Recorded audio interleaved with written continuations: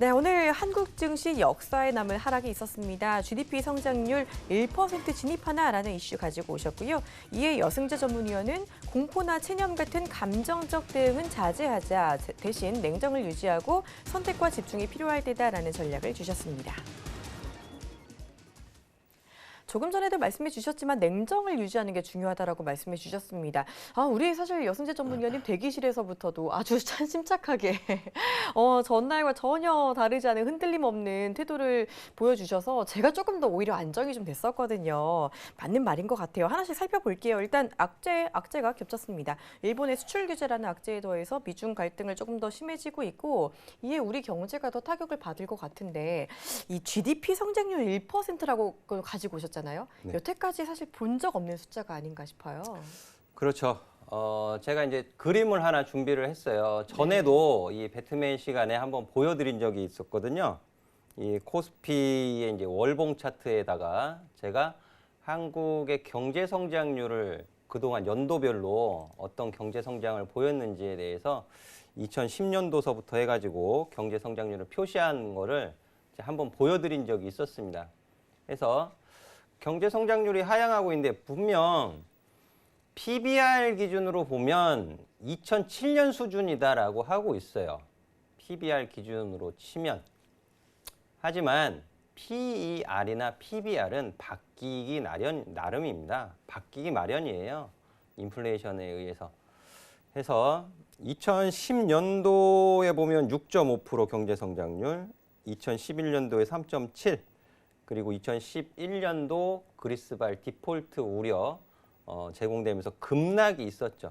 이 당시에도 저도 2007년도, 2008년도 이 급락장 다 견뎠습니다. 다 견뎠고요. 견디고 난 이후에 2009년부터 2011년도까지 상승장도 누린 거예요. 2011년도에 그리스발 디폴트 우려로 급락할 때도 잘 버텼고요. 그러고 나서 횡보장이었죠.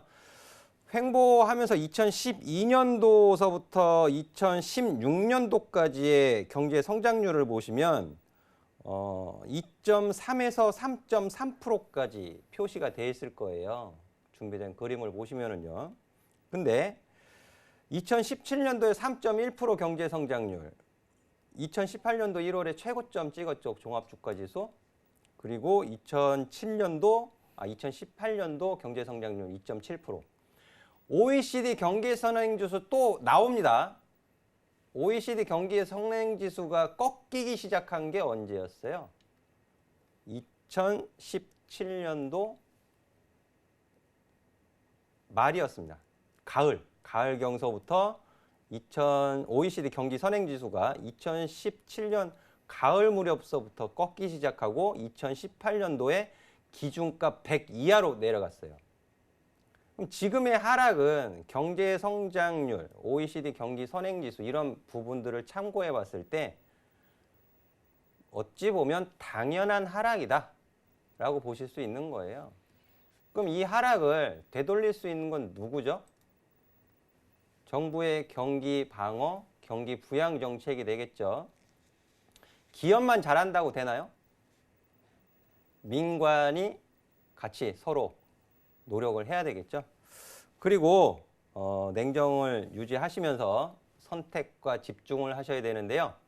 오늘 코스피, 코스닥 양시장 합쳐서 상승 종목 수가 123개입니다. 그만큼 선택하기가 어려워졌어요. 하지만 반대로 뒤집으면 선택할 수 있는 종목은 굉장히 제한적이죠. 제가 수급 공략주, 수급 리스트 보여드리잖아요. 그리고 저만의 기법이 담긴 검색식 종목 선택과 집중을 하시면 지금 이 험악한 최악의 증시에서 또 버티실 수 있는 버팀목이 되지 않을까 하는 말씀드리면서 정리하도록 하겠습니다. 네, 본질적인 이야기 짚어주셨습니다. 경제가 잘 돼야지 당연히 주식도 오르는 것인데 어떻게 보면 좀 예견된 하락이었다라고 이야기를 해주셨네요. 이 부분도 좀 거시적으로 살펴보시면은 시장에 대처하는 데 도움이 되실 것 같습니다. 저도 궁금한 게 지금 투자 전략을 주셨잖아요. 냉정을 좀 유지하자 그리고 선택과 집중을 잘하자라고 말씀해 주셨는데 사실상 내 돈이 내 눈앞에서 이렇게 사라져 가는 걸 보면은 누구도 냉정을 유지하기 쉽지 않거든요. 혹시 멘탈 관리 비법을 좀 전수해 주실 건 없으신지. 제 그 카톡방에 있는 왜 네. 이렇게 상태 메시지인가요? 네. 그거 보시면 제가 이너피스로 돼 있어요. 아, 돌을 닦으시는구나. 네, 그리고 저는 그 해외 선물할 때도 네. 항상 좀 감정을 좀 자제하시는 걸 권해드리는데 저 같은 경우에는 제가 고상해서가 아니고요. 고상해서가 아니고 클래식 음악을 들으면 좀 잔잔해지더라고요. 그러니까 화가 좀 이렇게 눌러지더라고요. 대신에 좀 졸리긴 하지만 그래서 좀 화가 눌러지는 효과도 있고 해서 뭐 음악을 좀 들으시면 좋을 것 같아요. 음악.